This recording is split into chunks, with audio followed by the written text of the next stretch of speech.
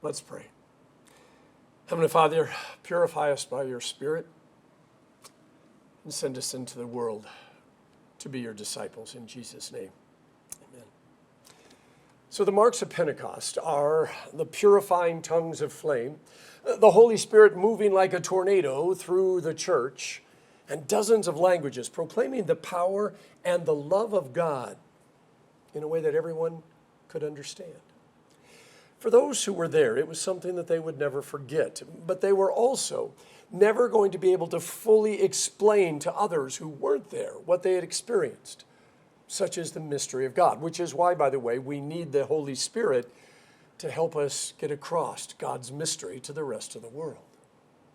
So the rite of Pentecost marks the holy and purifying fire of the Holy Spirit, and it also is the blood of those who are martyred because of their faith in Jesus. Now, the two marks are almost always found together. Wherever God is at work through his people, the world often reacts violently. Fire has two outcomes, destruction and purification. Fire doesn't have a defined shape. You can't taste it, smell it, or hear it unless you count the smell and taste and crackling of whatever the fire is consuming. You can't touch it without getting burnt. You can't weigh it. You can't grasp it. And by the way, the only way to measure it is by what it leaves behind. And when fire has done its job, the only thing left to do is start over again. So God showed up as a pillar of fire at night to lead the children of Israel through the wilderness. And God first spoke to Moses through the flames of a burning bush. In John's Revelation, it's a lake of eternal fire that the demons are cast into. And Jesus, also in the book of Revelation, sitting atop his white steed, has eyes of burning fire. And tongues of fire descend on the disciples, the first Pentecost. There's no mystery behind the tongues of fire that descend on the disciples. St. James in his epistle says, if anyone thinks he is religious without controlling his tongue, then his religion is useless and he deceives himself.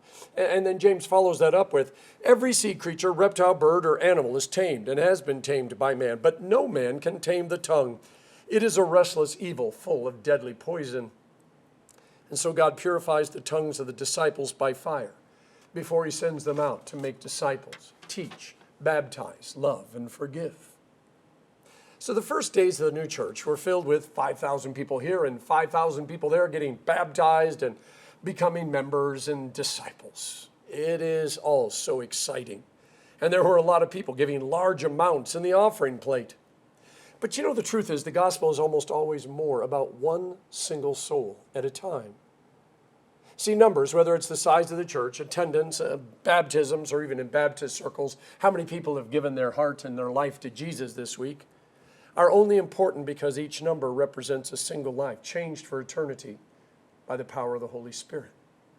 And the money only matters because it can reach people with the gospel. So how many people should our Savior have in church on Sunday morning? How many viewers should we have online? How much money should be in the offering? And what would mark us as a successful church? What would it take for us to be one of those must-attend viral churches?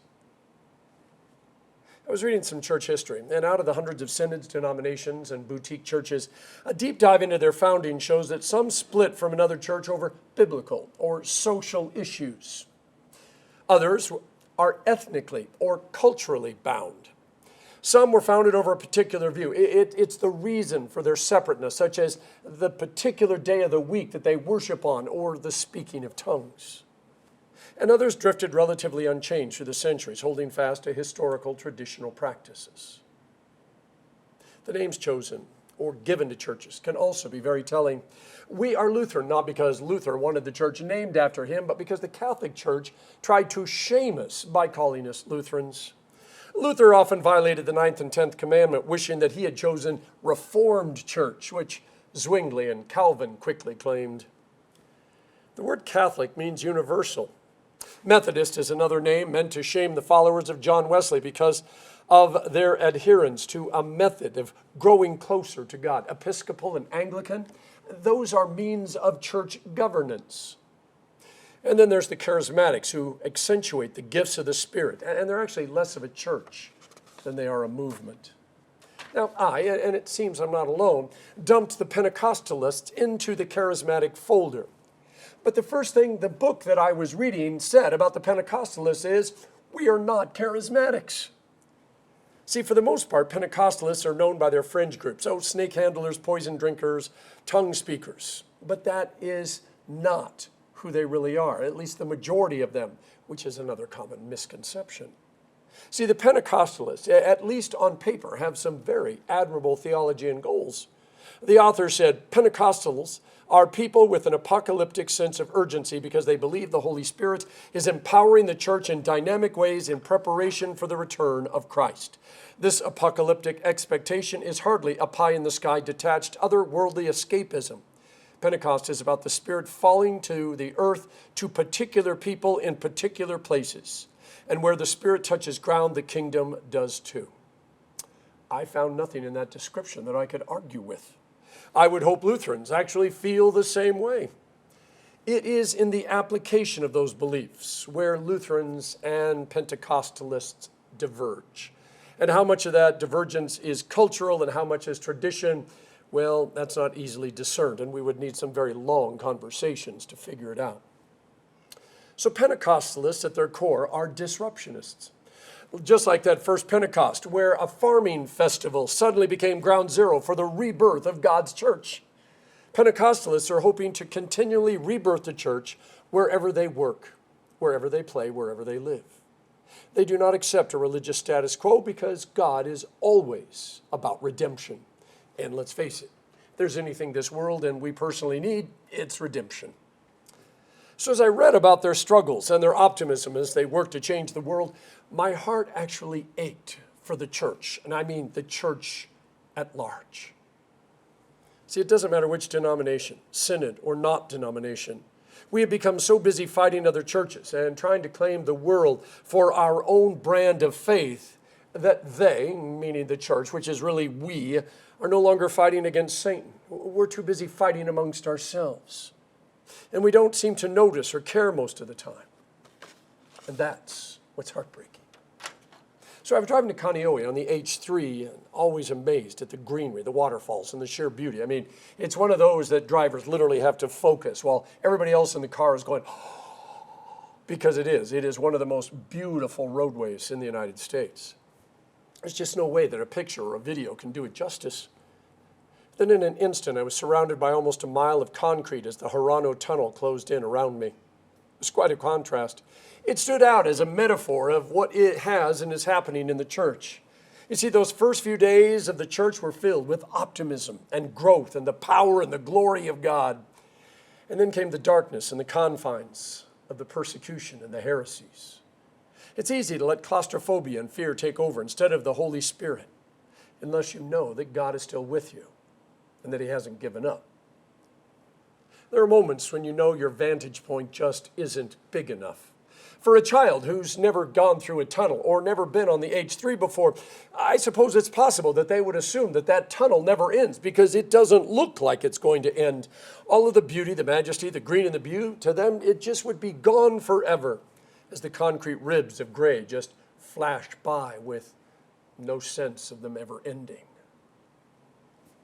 Before the Hirano Tunnel opened in 1997, we got to actually walk through the tunnel. They actually bussed a bunch of us up there, and we got to walk around. I mean, it is an engineering marvel. Then on the very first day it was open, I grabbed the kids and we drove through it. And I dared them to hold their breath all the way through the tunnel. See, I knew they could do it. It was going to take just over a minute for that gray to disappear and the green and blue and the waterfalls and the majesty of God to return and for them to be able to take a deep breath again. But they trusted me, and they watched me. I use a similar thought process to get me through the rough and tumble times in our church. When there are more deaths than baptisms, more bills than offerings, more servant opportunities than there are people to fill them. Because you see, this church, like every other church, is more than a building, a budget, or just a Sunday worship service. See, we are a people who by grace both faithfully and imperfectly live out God's promises. And by the way, for those who say that you can't be faithful and imperfect at the same time, It just means they probably need to reread the Bible because they don't understand the church. There are times we must hold our breath as we go through the tunnel. We've got to keep our eyes on God, trusting in his promises that his glory and majesty are going to return. So St. Peter today, he retells the prophecy of Joel, reminding the church that we are God's multi-generational, multicultural, and multifaceted story. God's story will be told by and through his people, men, women, children, servants, even old people like me. It'll be told through pandemics and economic crises, through small churches and large ones, in every language and by every tongue. See, the church gathers and then is sent out. We can occasionally suffer from tunnel vision, though, locked into those flashing concrete sections that just go on and on and on, holding our breath, wondering if it's ever going to end. This is why, with all the negativity and the pain and the suffering in our world, we need constant reminders of God's promises. Maybe not tongues of fire and multitudes of language all being spoken at the same time, but something that will stir our hearts and quicken our steps and restore our faith as we hold our breath. In 2 Thessalonians 3, St. Paul said, do not grow weary of doing good. In Matthew 11, Jesus said, come unto me, all ye who labor and are heavy laden, and I will give you rest.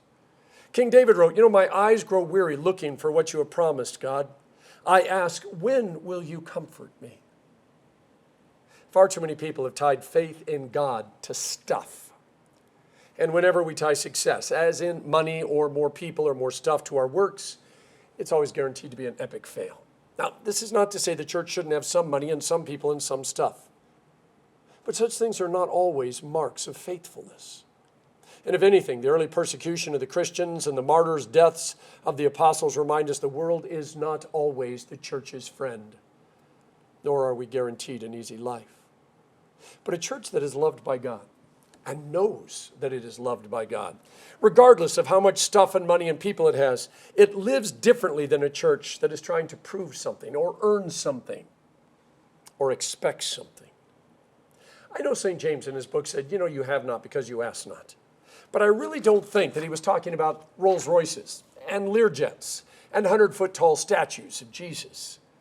I think it was more about asking for love and mercy, grace, forgiveness. See, in Genesis 1, God's Spirit moved over the waters and he created us in the image of God, and then he breathed his life and his Spirit into us. In John 20, following the resurrection of Jesus, God breathes on his disciples and says, receive the Holy Spirit. Nothingness becomes somethingness. Death becomes life. Redeemed and resurrected for a purpose we are. So if I promised you an authentic Pentecost experience today, tongues of fire and speakings in multitude of languages and a strong wind blowing through the sanctuary, it would have intrigued you. Far better than, by the way, me smashing an egg on my forehead. But I have to warn you, it comes with a price. It cannot just be a cheap magic trick. See, the tongues of fire would have purified your speech so that you could only tell the truth of God. The wind would push you where God wanted you and needed you to serve, regardless of where you thought you should go.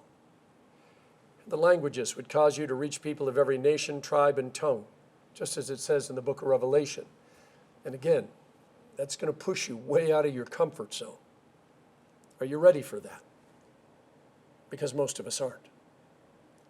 See, the cost is that we would no longer be our own. All that we are and all that we have would belong to God. And what would be hardest in our unresurrected, nothingness, dead state is all the sacrifices that we feel we would have to make. All the plans we'd have to change, all the stuff that we would have to surrender because we still think of this world and this life and all of our stuff as what life is really all about. That's why Pentecost is not only important, but essential for every Christian. Deep calls to deep, and the Spirit breathes new life into a lost soul. It resurrects that which was dead and begins to heal all that was broken by sin. Begins to redeem us, resurrect us, change us. See, in a very real way, we become mystics, or at least we experience the mystical.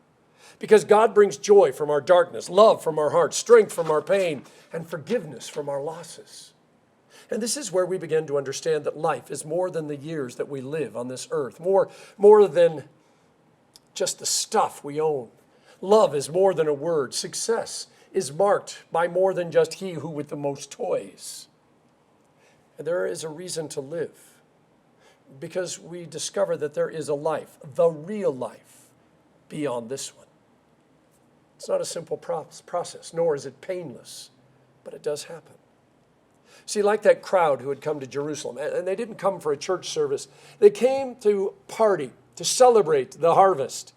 And when they went home, and they tried to describe what they'd seen, what had happened, what they'd experienced, they were at a loss for words. I mean, how can someone describe the work of God? Tongues of fire, rushing wind, the gospel being spoken by unlearned fishermen in all sorts of heart languages. It all just seemed a little impossible. But the spirit of Pentecost was indelibly written into the hearts and souls, not only for those like the apostles who the fire fell upon and who spoke, but also the hearts and lives of those who heard the story, who heard the gospel, even if they didn't fully understand it.